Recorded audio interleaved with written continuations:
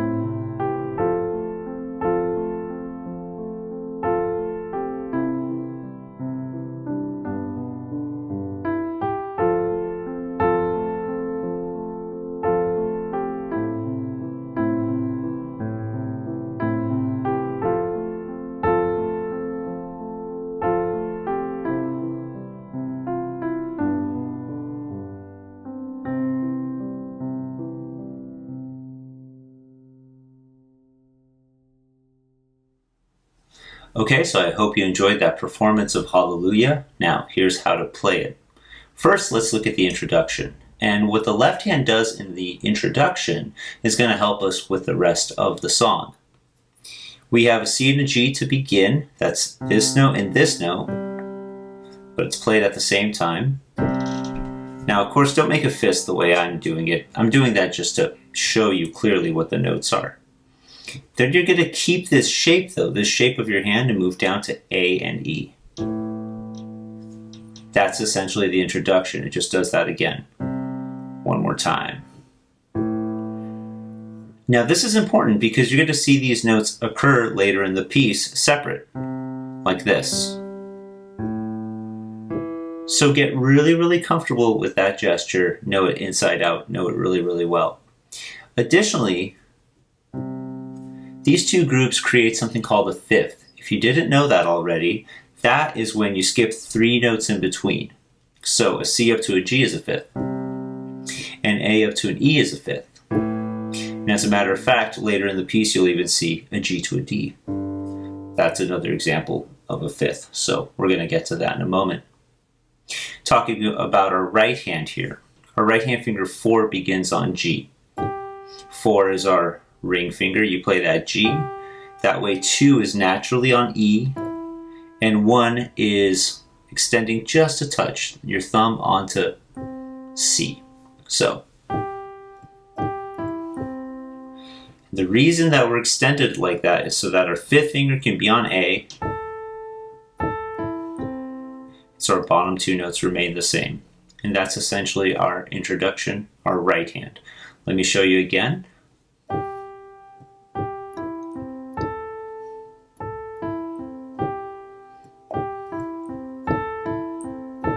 Just like that. This piece happens to be in what we call 6/8 time. 6/8 has a very nice forward motion to it, and it can be counted to 6 for each essentially gesture. 1, 2, 3, 4, 5, 6. 1, 2, 3, 4, 5, 6. 1, 2, 3, 4, 5, 6. 1, 2, 3, 4, 5. Just like that. So that's kind of important to remember. If you're not hearing it moving in groups of 3 and 3, 1, 2, 3, 4, 5, 6, 1, 2, 3, 4, 5, 6. 1, 2, 3 is one group of 3, and 4, 5, 6 is another group of 3. If you're not hearing it that way, then you're doing something wrong with the rhythm, so just keep that in mind. Here it is, the introduction with both hands. Here I go.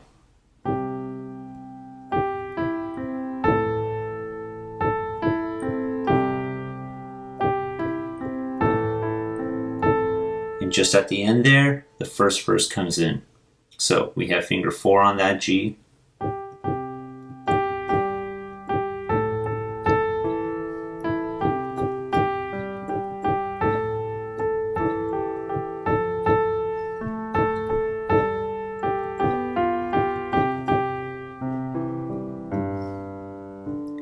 Now a lot just happened there. A good amount of old things you've already seen, and a lot of new things. Let's talk about it. Our left hand, at the start of it, did the same notes you saw in the introduction. Our right hand continues its kind of lilting, flowing style. So our fingers are already there. 4 is on G, 5 is on A, 2 on E, up to the G again. There's that A again. And you stay here and just continue in this position. Your right hand never has to move. Yes, we are using some awkward fingers there, but that's okay. If your right hand moves too prematurely, then you're going to be thrown off. Meanwhile, in this first verse, as our left hand does this whole thing, once it completes doing that, you're going to move finger 4, that's your ring finger, onto F. Here's an A, down to G, up to B, move finger 5, stretch out to the C, and go. Like that. Let's do it with both hands here.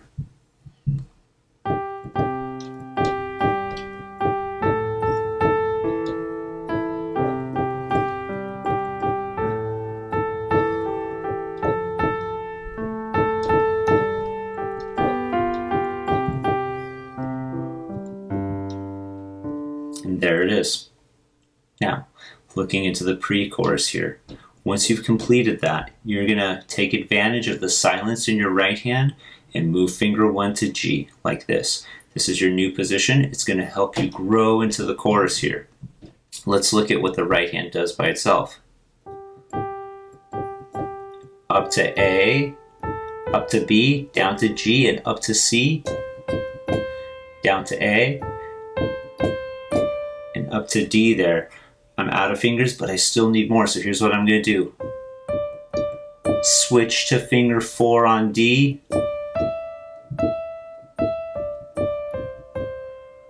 So let me do that again one more time, a little bit slower.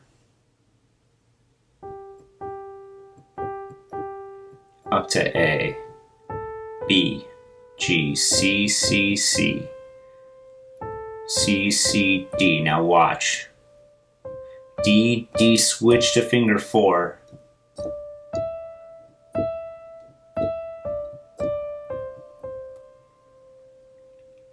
So there you have it.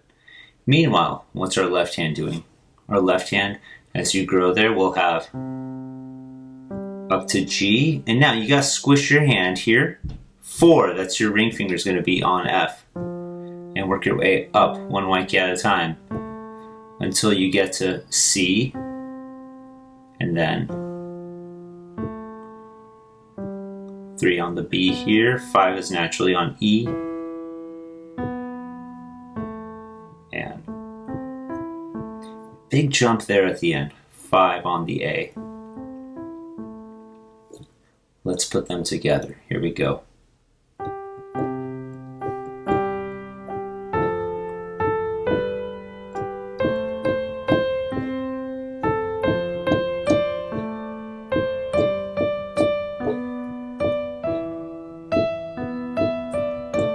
Big jump in the left hand. So there you have it. Now, what my left hand just outlined at the end there is called an A minor triad. Previously, you had seen my left hand a few moments ago outline what's called a C major triad. You want to keep that in mind because these triads, this kind of idea where you skip one white key up each time, occurs a ton in the chorus. And I want to address that. Let's look at the chorus, the left hand, of the chorus. We have an F triad, an F major triad specifically. You don't have to memorize that, but we're going to use it to help us name what we're doing. Do that 4 times, then move down to the A minor triad 4 times. Back to the F major 4 times. 1 time on C major and hold on C. 1 time on G major, hold on G, back to C twice. And you're not going to hesitate there. Of course, I was hesitating so that I could get a few words in about what your left hand is doing. Meanwhile, your right hand has 2 on E, up to G. Now this is awkward. We're going to play F and A at the same time. 3. F and A again. Then C and E with fingers 1 and 2 at the same time. Same notes to G, F and A. You've already seen this. To E, and then 3 on F, 2 on E, 1 on D. Cross over, then finger 2 crosses over to C and plays it twice. Let's do it with both hands there. Combine everything we just talked about. I'll go nice and slow.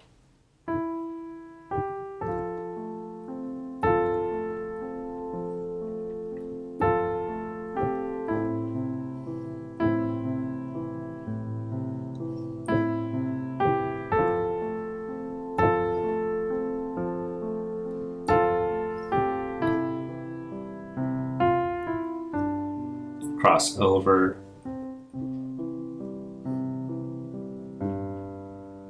and the repeats to the second verse. And there you have it. It's really that simple. That chorus, as you saw, requires your left hand to jump quite a bit. If you need to train yourself to get better at that, I would suggest playing the chords I showed you, but playing all 3 notes at once in what we call a blocked chord fashion. Here's a good example of how to do that. You can go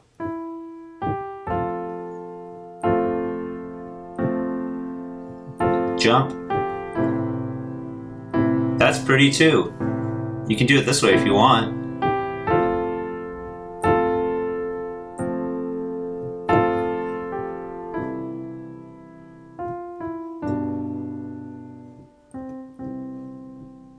So that's another way to do it. I'm going to do the repeat. This is the second verse.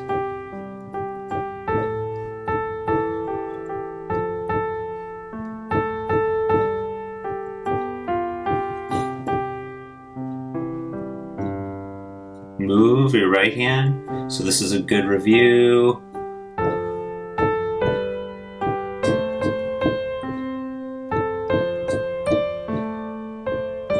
switch. Move your left hand up A minor chord into the chorus.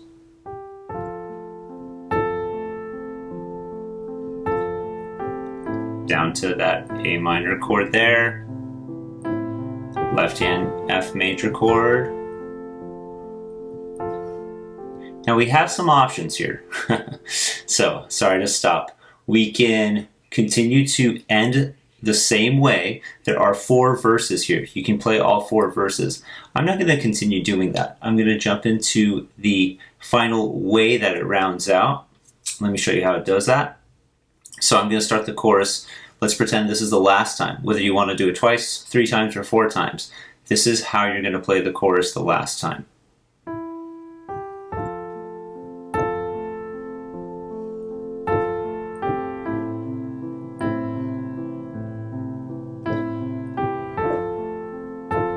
Here we go. Now watch. Put 2 on this D. Jump 2 on E here. And you repeat the chorus once more. So let me do that without hesitating. I'm going to get into that new section. There we go. I just had a hard time figuring out where should I start. Here's that new section. 2, then 1 and 2, and then the chorus repeats. Let me do that one last time for you because I kept talking. I need to stop talking so you guys can just hear the music. Here I go.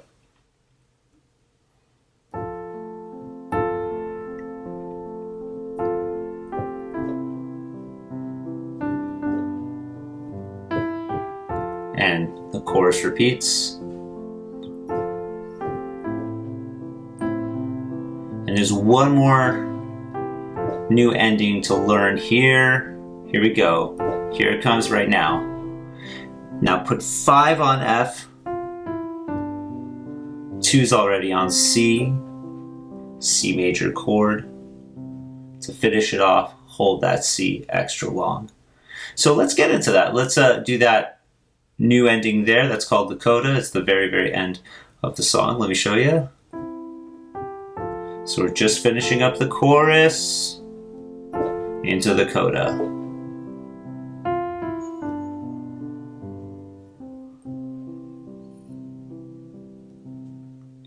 And there you have it. This is a really beautiful piece. After you get the notes down, I would highly, highly, highly encourage you to play with the dynamics a little bit of this piece. Grow loud in certain spots, grow soft in certain spots. One part that I really love to continue to grow louder and louder at is in the pre-chorus. When you go, start soft, or you go,